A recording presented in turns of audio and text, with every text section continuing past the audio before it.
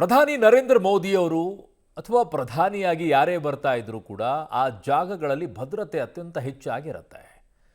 ಒಂದು ಹುಲ್ಲು ಕಡ್ಡಿಯೂ ಕೂಡ ಮಿಸುಗಾಡದ ರೀತಿಯಲ್ಲಿ ನೋಡ್ಕೊಳ್ತಾರೆ. ಅವರು ಸಾಗುವಂಥ ದಾರಿಗಳಲ್ಲಂತೂ ವಿಪರೀತವಾಗಿ ಸುರಕ್ಷತೆಯನ್ನು ಇಟ್ಕೊಳ್ತಾರೆ. ಆದರೆ ಅದರ ಮಧ್ಯದಲ್ಲೂ ಕೂಡ ಯಾಕೆ ಹೀಗಾಯಿತು?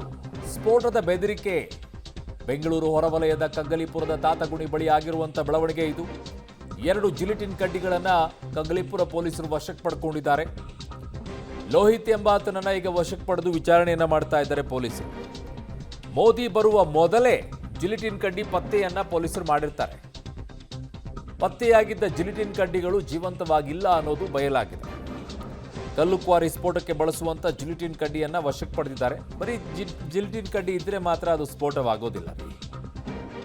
ಅಷ್ಟು ಬೇಗ ಸ್ಫೋಟ ಆಗೋದಿಲ್ಲ. ಅದಕ್ಕೆ ಮತ್ತೆ ಬೇರೆ ಅದಕ್ಕೆ ಬೇಕಾಗುತ್ತೆ. ಅದನ್ನು ಡೀಟೇಲ್ ಆಗಿ ಹೇಳ್ತೀವಿ ನಿಮಗೆ. ಬರೀ 2 ಜಿಲಿಟಿನ್ ಕಡ್ಡಿ ಸಿಕ್ಬಿಡ್ತು ಅದೇ ಸ್ಫೋಟಕ್ಕೆ ತಯಾರಿ ಅಂತಂದರೆ ಹಂಗಾಗೋದಿಲ್ಲ. ಒಂದು ಭಯ ಪಡಿಸೋ ದೃಷ್ಟಿಯಿಂದ ಇರಬಹುದು ಅಥವಾ ಮಿಸ್ ಆಗಿ ಬಿದ್ದಿರಬಹುದು ಅನ್ನುವಂಥ ಶಂಕೆ ಇದೆ. ಕಾರಣ ಸುತ್ತಮುತ್ತಲೂ ಕೂಡ ಕಲ್ಲು ಕ್ವಾರಿಗಳಿರೋದ್ರಿಂದ. ಬಟ್ ಪ್ರಧಾನಿಗಳು ಬರೋ ಮುಂಚಿತವಾಗಿಯೇ ಇವುಗಳನ್ನೆಲ್ಲ ತೆಗೆದಿದ್ದಾರಲ್ವ, ಅದೇ ಸುರಕ್ಷತೆ.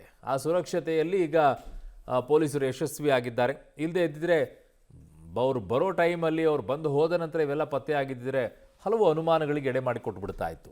ಈಗ ಸದ್ಯಕ್ಕಿರುವಂಥದ್ದು 2 ಜಿಲಿಟಿನ್ ಕಡ್ಡಿಗಳನ್ನು ವಶಕ್ಕೆ ಪಡೆದಿದ್ದಾರೆ ಕಗ್ಲಿ ಪೊಲೀಸರು.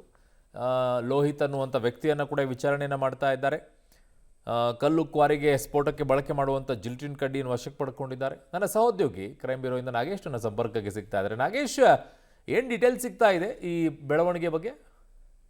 ಅರುಣ್, ಲೋಹಿತ್ ಎಂಬಂಥ ವ್ಯಕ್ತಿ ಬೆಳಿಗ್ಗೆ 7:30 ಸುಮಾರಿಗೆ ಬೆಂಗಳೂರಿನ ಪೊಲೀಸ್ ಕಂಟ್ರೋಲ್ ರೂಮ್ಗೆ ಕರೆ ಮಾಡಿ ಬೆದರಿಕೆ ಹಾಕಿರ್ತಾನೆ. ಪ್ರಮುಖವಾಗಿ ರವಿಶಂಕರ್ ಗುರೂಜಿ ಆಶ್ರಮದ ಬಳಿ ಮತ್ತು HL ಮೋದಿ ಬರುವಂಥ ಸ್ಥಳದಲ್ಲಿ ನಾನು ಸ್ಫೋಟಗೊಳಿಸುವುದಾಗಿ ಬೆದರಿಕೆ ಕರೆಯನ್ನು ಮಾಡಿ ಈತ ಕರೆ ಕಟ್ ಮಾಡ್ತಾರೆ. ಆ ಕೂಡಲೇ ಪೊಲೀಸರು ಕಾರ್ಯಪ್ರವೃತ್ತರಾಗಿ ಆತ ಯಾರು ಅನ್ನುವಂಥದ್ದನ್ನು ಪತ್ತೆ ಹಚ್ಚುವಂಥ ಕೆಲಸ ಆರಂಭದಲ್ಲಿ ಮಾಡಿದಂಥ ಸಂದರ್ಭದಲ್ಲಿ ಆತ ಬೆಂಗಳೂರಿನ ಕೋರಮಂಗಲ ನಿವಾಸಿ ಅನ್ನುವಂಥದ್ದು ಖಾತ್ರಿಯಾದ ಕೂಡಲೇ ಈ ಬೆಂಗಳೂರಿನ ಕೋರಮಂಗಲ ನಿವಾಸದಲ್ಲಿರುವಂಥ ಆ ವ್ಯಕ್ತಿ ಇರುವಂಥ ನಿವಾಸಕ್ಕೆ ಬಂದು ಆತನನ್ನು ಬಂಧನ ಮಾಡಿ ತನಿಖೆಗೆ ಒಳಪಡಿಸಿರುವಂಥದ್ದು. ನಾನು ಸದ್ಯ ಆತ ವಾಸವಾಗಿದ್ದಂಥ ಮನೆಯನ್ನು ತೋರಿಸುವಂಥ ಕೆಲಸವನ್ನು ಮಾಡ್ತೇನೆ. ಇದೇ ಮನೆಯ ಫಸ್ಟ್ ಫ್ಲೋರ್ನಲ್ಲಿ ಲೋಹಿತ್ ವಾಸವಾಗಿದ್ದ ಅನ್ನುವಂಥ ಮಾಹಿತಿ ಈಗ ಸದ್ಯಕ್ಕೆ ಸಿಕ್ಕಿರುವಂಥದ್ದು. ಲೋಹಿತ್ನನ್ನು ಬಂಧನ ಮಾಡಿರುವಂಥ ಕೋರಮಂಗಲ ಪೊಲೀಸರು ಹೆಚ್ಚಿನ ವಿಚಾರಣೆ ಒಳಪಡಿಸಿದಂಥ ಸಂದರ್ಭದಲ್ಲಿ ಇದೇ ರೀತಿಯಾಗಿ VIP ಮೂವ್ಮೆಂಟ್ಗಳು ಬೆಂಗಳೂರಿನಲ್ಲಿ ಇರುವಂಥ ಸಂದರ್ಭದಲ್ಲಿ ಈ ಹಿಂದೆ ಕೂಡ ಬೆದರಿಕೆ ಕರೆಗಳನ್ನು ಮಾಡಿದ್ದ ಅನ್ನುವಂಥ ವಿಚಾರಗಳು ಕೂಡ ಪೊಲೀಸರ ತನಿಖೆಯಿಂದ ಗೊತ್ತಾಗಿರುವಂಥದ್ದು. ಹಾಗಾಗಿ ಈತ ಈ ಹಿಂದೆ ಕೂಡ ಮಾಡಿದಂಥ ಸಂದರ್ಭದಲ್ಲಿ ತನಿಖೆಯನ್ನು ಮಾಡಿದಂಥ ಸಂದರ್ಭದಲ್ಲಿ ಆತ ಮಾನಸಿಕ ಅಸ್ವಸ್ಥ ಅನ್ನುವಂಥ ಮಾಹಿತಿ ಗೊತ್ತಾಗಿತ್ತು. ಆ ಕಾರಣಕ್ಕಾಗಿ ಬೆಂಗಳೂರು ಪೊಲೀಸರು ವಾರ್ನ್ ಮಾಡಿ ಆತನಿಗೆ ಬಿಟ್ಟು ಕಳಿಸಿದ್ರು. ಅದಾದ ಬಳಿಕ ಮತ್ತೆ ಇವತ್ತು ಕರೆ ಮಾಡಿದ್ದಾನೆ ಅನ್ನುವಂಥ ವಿಚಾರಗಳು ಕೂಡ ಗೊತ್ತಾಗ್ತಿರುವಂಥದ್ದು.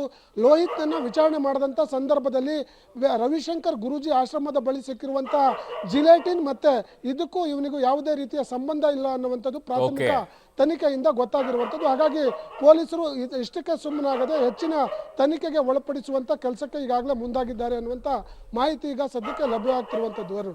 ಓಕೆ, ಹಾಗೆ ಸಂಪರ್ಕದಲ್ಲಿರಿ. ನಾಗೇಶ್, ವಾಪಸ್ ಬರ್ತೀನಿ ನಿಮ್ಮ ಹತ್ರ. ಇನ್ನೊಂದಿಷ್ಟು ಮಾಹಿತಿಯನ್ನು ಕೂಡ ಪಡ್ಕೊಳ್ತೀವಿ. ಅವನೇ ಈ ಜಿಲಿಟಿನ್ ಕಡ್ಡಿಯನ್ನು ಎಸೆದವನ ಅನ್ನೋ ಪ್ರಶ್ನೆ ಬಂದಾಗ ಸದ್ಯಕ್ಕೆ ಇಲ್ಲ ಅಂತ ಹೇಳ್ತಾ ಇವೆ ಮೂಲಗಳು. ಅದಕ್ಕೂ ಇದಕ್ಕೂ ಸಂಬಂಧ ಇಲ್ಲ, ಜಿಲಿಟಿನ್ ಕಡ್ಡಿ ಎಸೆದವರೇ ಬೇರೆ ಅಂತ. ಪ್ರಧಾನಿ ಮೋದಿಯವರು ಸಾಗುವಂಥ ಮಾರ್ಗದಲ್ಲಿ ಜಿಲಿಟಿನ್ ಕಡ್ಡಿಗಳು ಪತ್ತೆಯಾಗಿರೋದು ಭಯಪಡಿಸುವ ಉದ್ದೇಶದಿಂದಲೇ ಜಿಲಿಟಿನ್ ಎಸೆದಿರುವಂತಹ ಶಂಕೆಯನ್ನು ವ್ಯಕ್ತಪಡಿಸ್ತಾ ಇದ್ದಾರೆ. ಜಿಲಿಟಿನ್ ಕಡ್ಡಿಗಳ ಸ್ಫೋಟಕ್ಕೆ ಅಮೋನಿಯಂ ನೈಟ್ರೇಟ್ ಬೇಕಾಗುತ್ತೆ. Ammonium nitrate, battery, timer, wire connection ಇವೆಲ್ಲ ಬೇಕಾಗುತ್ತೆ. ಆದರೆ ತಾತಗುಣಿ ಬಳಿ ಕೇವಲ 2 ಜಿಲಿಟಿನ್ ಕಡ್ಡಿಗಳು ಪತ್ತೆಯಾಗಿವೆ. ಸೊ ಹೀಗಾಗಿ ಭಯಪಡಿಸಲು ತಂದು ಎಸೆದಿರುವ ಸಾಧ್ಯತೆ ಕೂಡ ಹೆಚ್ಚಾಗಿದೆ ಅಂತಿದ್ದಾರೆ. ಪ್ರಧಾನಿ ಸಾಗುವ ಮಾರ್ಗದಲ್ಲಿ ಜಿಲಿಟಿನ್ ಕಡ್ಡಿಗಳು ಪತ್ತೆಯಾಗಿರುವಂಥ ಪ್ರಕರಣಕ್ಕೆ ಈಗ ತನಿಖೆಯನ್ನು ಮಾಡ್ತಾ ಇದ್ದಾರೆ. ಅವು ಎಲ್ಲಿಂದ ಬಂತು ಏನು ಅಂತ ಹೇಳಿ. ಆಮೇಲೆ 2 ಜಿಲಿಟಿನ್ ಕಡ್ಡಿಗಳನ್ನು ಬಿಸಾಕಿದ ತಕ್ಷಣ ಅದೇನೋ ಸ್ಫೋಟ ಆಗ್ಬಿಡುತ್ತೆ ಅನ್ನೋದಲ್ಲ, ಸುಳ್ಳು. ಅದು ಹಂಗೆಲ್ಲ ಆಗೋದಿಲ್ಲ. ಅದಕ್ಕೆ ರಿಯಾಕ್ಷನ್ ಆಗೋಕ್ಕೆ ಬೇಕಾಗುತ್ತೆ. ಅಮೋನಿಯಂ ನೈಟ್ರೇಟ್ ಬೇಕಾಗುತ್ತೆ, ಅದೇ ಮೂಲ. ಅದಾದ ನಂತರ ಬ್ಯಾಟ್ರಿ ಬೇಕಾಗುತ್ತೆ, ಟೈಮರ್ ಬೇಕು. ಅಂದರೆ ಆ ದಾರಿಯಲ್ಲಿ ಹೋಗ್ತಾ ಇದ್ದರೆ ಹೋಗೋ ಟೈಮಲ್ಲಿ ಬ್ಲಾಸ್ಟ್ ಮಾಡಬೇಕು ಅಂದಾಗ ಅವೆಲ್ಲ ಬೇಕಾಗುತ್ತೆ. ಅಂಥವೆಲ್ಲ ಇದರಲ್ಲಿ ಬಳಕೆ ಮಾಡಿಲ್ಲ ಅನ್ನೋದು ಈಗ ಇದೆ. ನನ್ನ ಸಹೋದ್ಯೋಗಿ ನಾಗೇಶ್ ಇದ್ದಾರೆ. ನಾಗೇಶ್, ಯಾರು ಬೆದರಿಕೆ ಹಾಕಿದ್ದಾರೆ ಅವನೇ ಈ ಜಿಲಿಟಿನ್ ಕಡ್ಡಿಗಳನ್ನು ಎಸ್ತಿದ್ದಾರೆ ಅನ್ನುವಂಥದ್ದು ಕೂಡ ಡೌಟ್ ಆಗುತ್ತೆ. ಬಟ್ ಈ ಜಿಲಿಟಿನ್ ಕಡ್ಡಿಗಳ ವಿಚಾರದಲ್ಲಿ ಏನು ಬೆಳವಣಿಗೆ ಸಿಗ್ತಾ ಇದೆ? ಯಾರು ಎಸ್ತಿದ್ದಾರಂತೆ? ಅವರು ಯಾರಾದರೂ ಸಿಕ್ಕಿದ್ದಾರಾ? ಅರುಣ್, ಪ್ರಧಾನಿ ನರೇಂದ್ರ ಮೋದಿ ಸಾಗುವಂತ ದಾರಿಯಲ್ಲಿ 2 ಜಿಲೆಟಿನ್ ಕಡ್ಡಿ ಸಿಕ್ಕಿರುವಂಥದ್ದು ಸಾಕಷ್ಟು ಅನುಮಾನಗಳಿಗೆ ಕಾರಣವಾಗಿತ್ತು. ಹಾಗಾಗಿ ಕಗ್ಲಿಪುರ ಪೊಲೀಸರು ಪ್ರಕರಣವನ್ನು ದಾಖಲಿಸಿಕೊಂಡು ತನಿಖೆಯನ್ನು ಮಾಡಿದಂಥ ಸಂದರ್ಭದಲ್ಲಿ ಘಟನಾ ಸ್ಥಳಕ್ಕೆ ಹೋಗಿ ಆ ಜಿಲೆಟಿನ್ ಕಡ್ಡಿಯನ್ನು ವಶಪಡಿಸಿಕೊಂಡಂಥ ಸಂದರ್ಭದಲ್ಲಿ ಆರಂಭದಲ್ಲಿ ಅದು ಲೈವ್ ಜಿಲೆಟಿನ್ ಅಲ್ಲ ಅನ್ನುವಂಥದ್ದು ಪೊಲೀಸರಿಗೆ ಬಹಳ ಸ್ಪಷ್ಟವಾಗಿ ಗೊತ್ತಾಗಿರುವಂಥದ್ದು.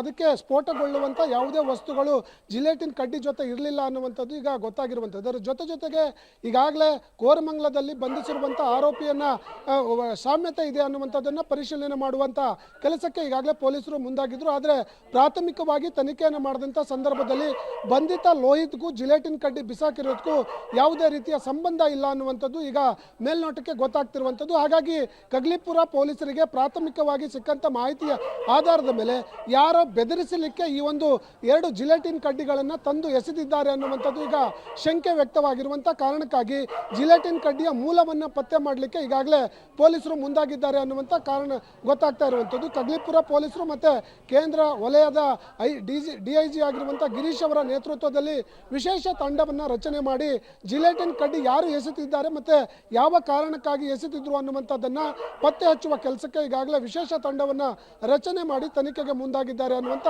ವಿಚಾರ ಈಗ ಸದ್ಯಕ್ಕೆ ಗೊತ್ತಾಗ್ತಿರುವಂಥದ್ದು. ಅರುಣ್, ಓಕೆ, ಧನ್ಯವಾದಗಳು ನಾಗೇಶ್ ನಿಮ್ಮೆಲ್ಲ ಮಾಹಿತಿಗೆ. ಸೊ ಈಗ ಯಾರು ಏನು ಎತ್ತ ಅನ್ನುವಂಥದ್ದು ಹುಡುಕಬೇಕಾಗಿದೆ. ಒಂದು ಬೆದರಿಕೆ ಹಾಕಿದಂಥವನು ಸಿಕ್ಕಿದ್ದಾನೆ. ಅವನು ಹಿಂದೆನೂ ಕೂಡ ಇದೇ ರೀತಿಯಾಗಿ ಮಾಡಿದ್ದ. ಅವನ ಮಾನಸಿಕ ಅಸ್ವಸ್ಥ ಅಂತೆ ಸುಮ್ಮನೆ ಬೆದರಿಕೆ ಹಾಕ್ತಾ ಇರ್ತಾನಂತೆ ಅವಾಗವಾಗ. ಒಂದ್ಸಲ ಆದಮೇಲೆ ಮತ್ತೆ ಪದೇ ಮಾಡ್ತಾ ಇದ್ದಾನಂದರೆ ಅವ್ನು ಏನು ಮಾನಸಿಕ ಅಸ್ವಸ್ಥ ಅಂತ ಕರಿಬೇಕು?